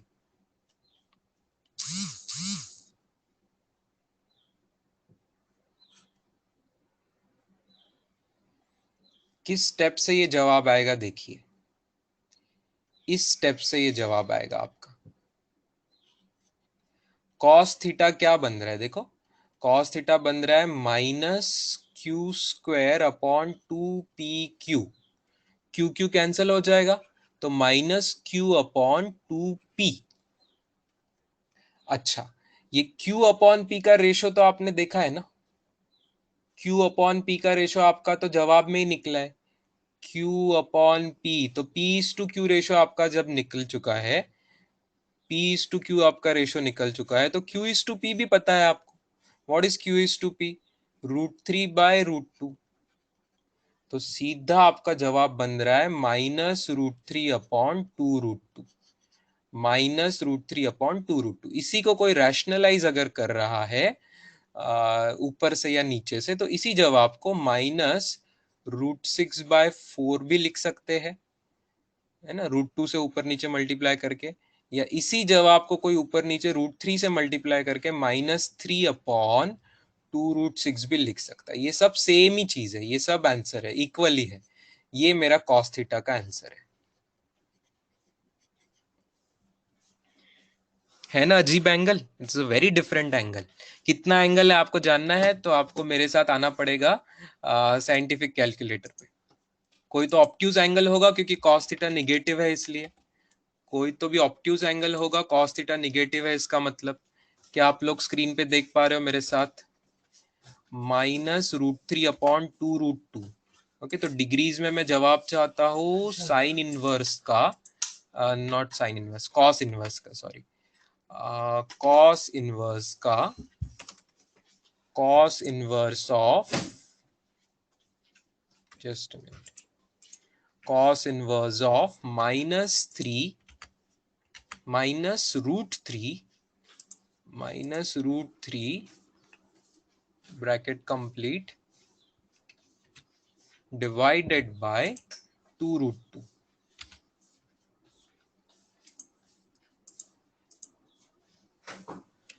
bracket complete।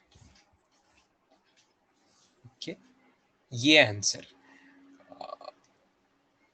मैं गेस करूं आंसर मेरे कैलकुलेशन एबिलिटी से? Students let me check. √3 आता है 1.7। Let me show you my rough calculation also, just for the understanding, so that अगर एग्जाम में आपको गेस करना पड़ा कभी तो I would go with -√6/4 is easy for me, because by 4 करना डिनोमिनेटर में रैशनल होना यूजफुल हो सकता है। तो cos थीटा इज अप्रोक्सीमेटली -√6 की अप्रोक्स वैल्यू 2.449, दैट इज 2.4 ले लूँ तो भी चलेगा अभी के लिए, बाय 4 मतलब अप्रोक्सीमेटली -0.61, -0.61। कौन सी cos थीटा की वैल्यू आपको इसके आसपास आती है ये आपको चेक करना पड़ेगा। हाफ इज 0.5 होता है, 1/√2 0.7 होता है, √3/2 अप्रोक्स 0.86 होता है। मुझे इन दोनों के बीच में चाहिए, इन दोनों के बीच में चाहिए, मतलब cos 60 डिग्री हाफ और cos 45 डिग्री के बीच में चाहिए। हो सकता है 50, अच्छा 53 डिग्री का हम जानते हैं, cos 53 डिग्री होता है 3/5, तो 53 और ये उसके भी थोड़ा इस साइड है, नीचे के साइड, सो 52 के आसपास आएगा करीब। तो अगर cos थीटा 52 के आसपास पॉजिटिव वाला आ रहा है तो निगेटिव वाला 180 में से सब्ट्रैक्ट करो, तो माय गेस इज, मेरा आंसर है अप्रोक्सीमेटली 100, 128 डिग्री, 180 में से 52 गए, 180 में से 52 गए, तो 128 डिग्री के आसपास का आंसर आना चाहिए, दैट इज माय गेस। उप्स, इसने तो एरर दे दिया, इसको तो कैलकुलेशन करते नहीं आया। अच्छा, फिर से करते हैं इसको कैलकुलेशन। इसने क्यों एरर दिया आपको समझा देता हूं मैं। उसको cos inverse of negative find करते नहीं आ रहा होगा, तो उसको हम पॉजिटिव का आंसर दे देंगे, या तो एक ब्रैकेट दे देंगे। What will do is cos inverse of के पहले मैं उसको 180 का भी साइन दे देता हूँ, तो 180 minus inverse cos of √3/2√2, that is √6/4 था ना, √3/2√2 दैट इज √6/4, तो √6 ब्रैकेट कंप्लीट डिवाइडेड बाय 4। ये अब उसको आई होप आसान जाएगा निकालने में। ओके, ये देखो स्टूडेंट्स, आया 128 के आसपास आंसर, 127.7 डिग्री के आसपास। This is theta, this is theta, this is theta. मैंने आपको थीटा नहीं पूछा था, मैंने आपको ओरिजिनली क्या पूछा था, कॉस थीटा पूछा था, कॉस थीटा पूछा था। तो कॉस थीटा का आंसर तो निगेटिव में रूट में आ रहा था, जो हमने निकाल चुके हैं, रेड कलर में हमने लिख चुके हैं, तीन तीन तरीके से उसका आंसर लिख चुके हैं।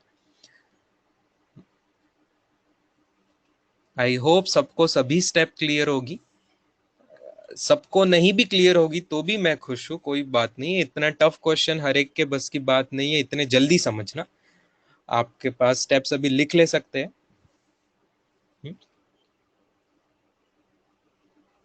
अब वापस इसको स्लोली देखिए, स्टेप बाय स्टेप देखिए, आपको समझ आ जाएगा।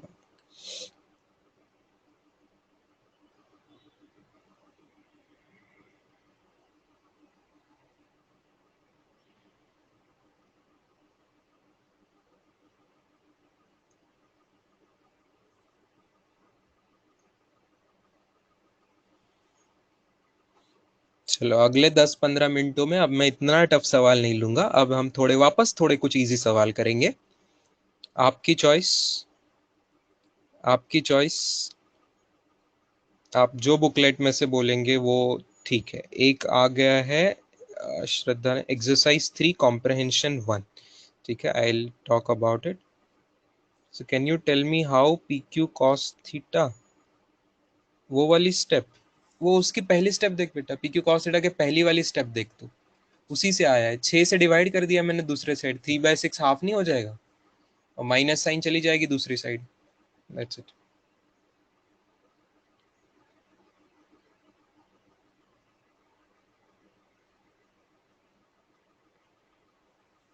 क्षितिज सिंह से can you repeat how to calculate. नहीं नहीं नहीं, ये जो मैंने कैलकुलेट किया वो गैस आपको जरूरी नहीं है। ओके, ये जरूरी नहीं है, ये मैंने बस जो नोन वैल्यूज है और रूट के अप्रोक्सीमेशंस जो है वो मुझे लर्न है एज एन एक्सपीरियंस टीचर, इसलिए मैंने वो कर लिया। तो नहीं समझ में आई वो बात तो वो आप चिंता मत कीजिए।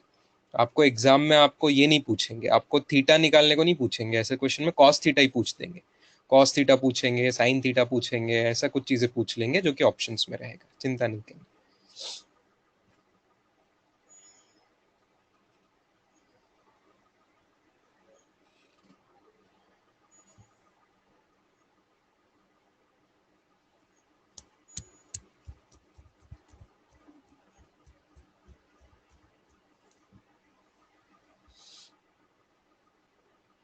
चलो इनफ टाइम ऑन दिस, बाकी किसी और का कुछ लिखना होगा बचा होगा आप स्क्रीनशॉट निकाल लीजिए, just take the screenshot or come back to video again later on. We will see now next asked exercise 3 comprehension 1.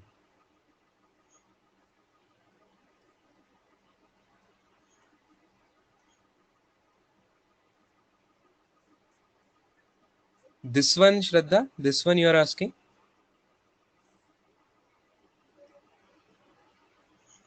No Shraddha, this is not vector का क्वेश्चन।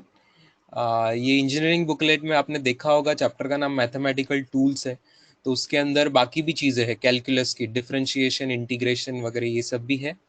तो ये डिफरेंशिएशन का क्वेश्चन, डेरिवेटिव का, तो ये हमारे अगले चैप्टर में आएगा। ये आपके टेस्ट के बाद वाले चैप्टर में आने वाला है। ओके, तो ये आपको अभी नहीं करना है, डेरिवेटिव के बाद।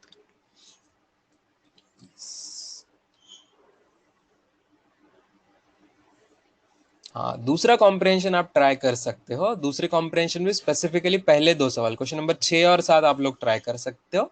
8वां जो है कंपोनेंट वो अगले हफ्ते आपको सॉल्व करता रहेगा। 6th एंड 7th आपको अभी भी आ जाएगा, I am sure about it. Yes,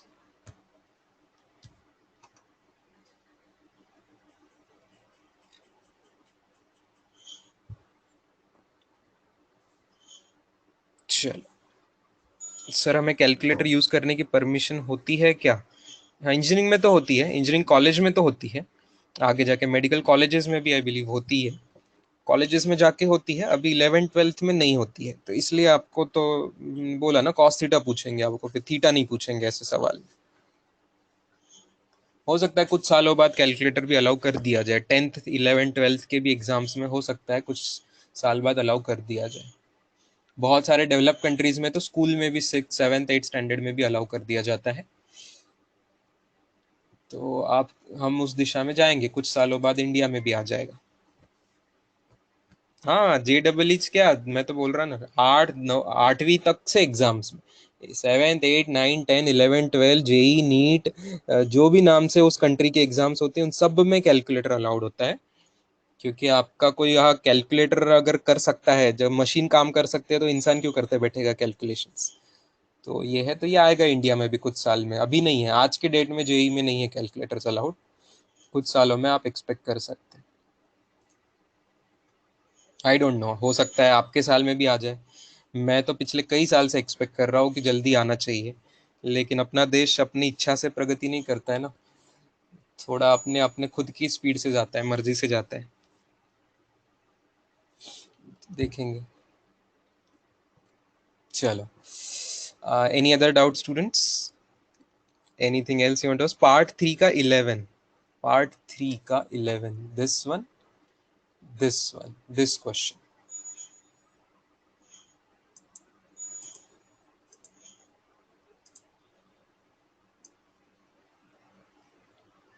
चलो, असर्शन रीजन टाइप क्वेश्चन है। ऐसे सवाल हमने कई, ये सवाल नहीं किया हमने क्लास में, आयुष, ये सवाल हमने नहीं किया, ऐसे ही सवाल किए हैं एग्जैक्टली, ये किया नहीं किया मुझे ये नहीं याद आपके बैच में, but you the such many questions we did students, right, similar type. जैसे कि पहले स्टेटमेंट से हमें पता चल रहा है ए डॉट बी जीरो है, मतलब दे आर परपेंडिकुलर, राइट। कौन परपेंडिकुलर है? A and B perpendicular, A bar is perpendicular to B bar, ये पक्का हो गया। सेकेंड से A bar is perpendicular to C bar, ये भी बात पक्की।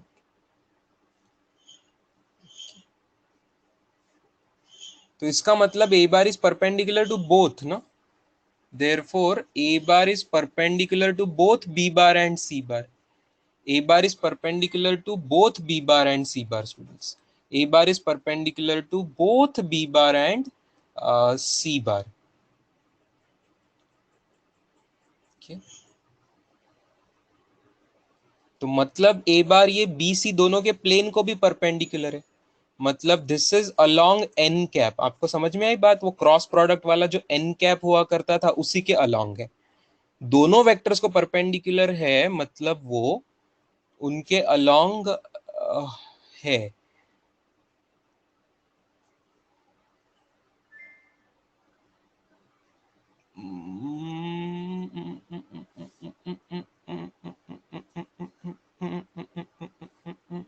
बट आपको थोड़ा सा ये भी सोचना पड़ता है स्टूडेंट्स, आपको मैंने क्लास में एक बार बताया था, एक ऐसी भी डायग्राम मैंने निकाल के दी थी आपको, कि देखो ए बार ऐसा है, बी इसको परपेंडिकुलर है और ए को सी भी परपेंडिकुलर है, तो ऐसी भी डायग्राम हो सकती है, ऐसी भी डायग्राम हो सकती है। ओके, तो in that case B cross C exist ही नहीं कर रहा है, बी क्रॉस सी तो जीरो है, फिर इन दिस डायग्राम तो बी और सी एंटी पैरेलल हो गए, तो बी क्रॉस सी तो जीरो हो गया।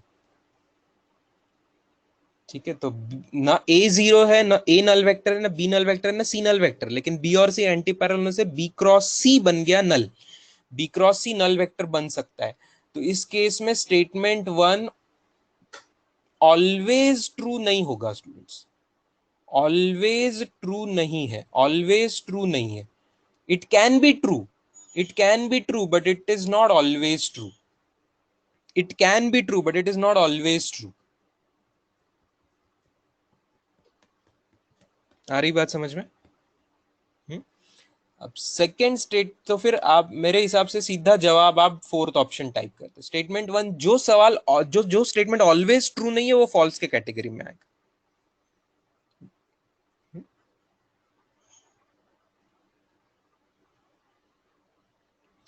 सेकेंड स्टेटमेंट बोल रहा है, सेकेंड स्टेटमेंट में बोला है कि जीरो नहीं है करके। ए परपेंडिकुलर टू बी भी बोला है, ठीक है, that is correct. A perpendicular to C, that is correct. And and B cross C zero नहीं है, जीरो नहीं है मतलब जीरो बार नहीं है actually, okay. B cross C null vector नहीं है ये बोलना चाहते। Then A bar is perpendicular to plane, हाँ फिर सही है, फिर सही है। अगर बी क्रॉस सी जीरो नहीं बन रहा है देन सही है। तो स्टेटमेंट टू परफेक्टली ट्रू हो गया, स्टेटमेंट सेकेंड जो है परफेक्टली ट्रू हो गया। स्टेटमेंट वन क्यों नहीं ट्रू हुआ? क्योंकि वन में जरूरी नहीं है कि बी क्रॉस सी जीरो नहीं बन रहा होगा, बी क्रॉस सी जीरो भी बनने का चांस है। First option, first statement. A vector तो नॉन जीरो है बेटा, ए वेक्टर को मैं जीरो ले नहीं रहा हूं, ए को मैं जीरो नहीं ले रहा हूं, लेकिन बी क्रॉस सी तो जीरो बन सकता है ना। अगर वो अपोजिट डायरेक्शन है तो 180 डिग्री का साइन 180 डिग्री तो जीरो नहीं क्या बन सकता है? बनता ही है ना, साइन 180 डिग्री जीरो होता है उस रीजन से। So we are not, I am not taking any vector to be null vector। A B C में से किसी को हम जानबूझ के नल नहीं ले रहे, फिर भी बी क्रॉस सी नल आ सकता है।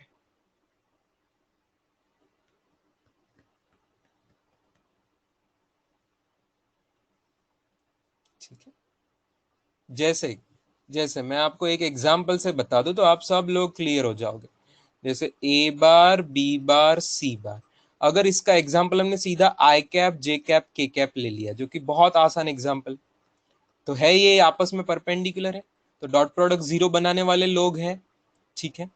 तो क्या क्या पहला वेक्टर इसमें का ए बार जो है वो बी एंड सी के प्लेन को परपेंडिकुलर है? यस। तो बी क्रॉस सी क्या होता है यहाँ पे? B cross C is J cross K, J cross K, J cross के, मतलब आई ही है। तो क्या ये पैरेलल है? हाँ, आई और आई खुद तो पैरेलल ही है ना, सेम डायरेक्शन में है, सेम ही वेक्टर है, तो you can call them parallel, like direction तो है। तो आप समझ गए इस पर से स्टेटमेंट ट्रू, स्टेटमेंट टू जो है वो ट्रू है, ठीक है। स्टेटमेंट टू जो है वो ट्रू है। अब स्टेटमेंट वन फॉल्स होने का क्या एग्जांपल है आपको ये भी बता दो। ए बार को आप ले लीजिए आई कैप, बी बार को आप ले लीजिए जे कैप, और सी बार को आप ले लीजिए माइनस जे कैप। अब देखिए क्वेश्चन की कंडीशन सेटिस्फाई हो रही है, ए डॉट बी जीरो है कि नहीं है? ए डॉट सी जीरो है कि नहीं है ना? ए डॉट बी भी जीरो है, ए डॉट सी भी जीरो है, मान रहे हो बात? आई डॉट जे भी जीरो होता है और negative of I dot J भी जीरो होता है। लेकिन what about B cross C? What about B cross C in this case? In this case B cross C हम करने जाएंगे तो नल वेक्टर आ रहा है, तो क्या मैं नल वेक्टर को पैरेलल टू ए बार बोलूंगा? नहीं, ये ऐसा बोलना गलत हो जाएगा। नल वेक्टर को किसी को पैरेलल ऐसा नहीं बोल सकते आप, क्योंकि नल वेक्टर जब बन जाएगा डायरेक्शन लेस होता है वो, उसकी कोई पर्टिकुलर यूनिक डायरेक्शन नहीं होती है। तो it is either called directionless और कैन हैव एनी डायरेक्शन। तो आप उसको फिर पैरेलल टू ए बार ऐसा नहीं बोल सकते, नल को किसी के साथ पैरेलल नहीं बोल सकते, ठीक है। ध्यान दो स्टूडेंट्स, में अगेन मैंने जानबूझ के किसी को नल लिया था क्या? नहीं, एबीसी में से किसी को मैंने नल नहीं लिया, लेकिन बी और सी का क्रॉस नल बन गया उस केस में।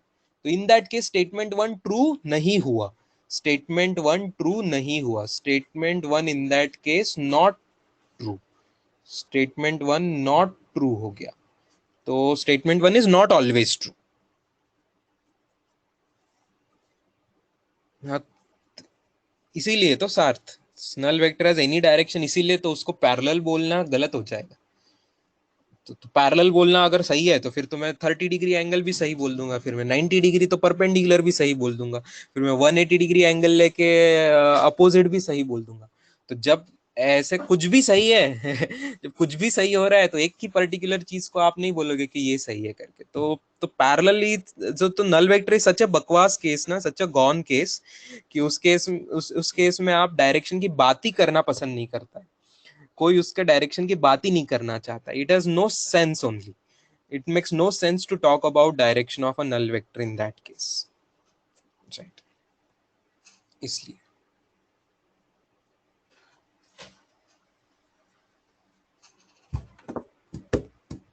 चलो, any other last question, engineering or medical booklet, anything else?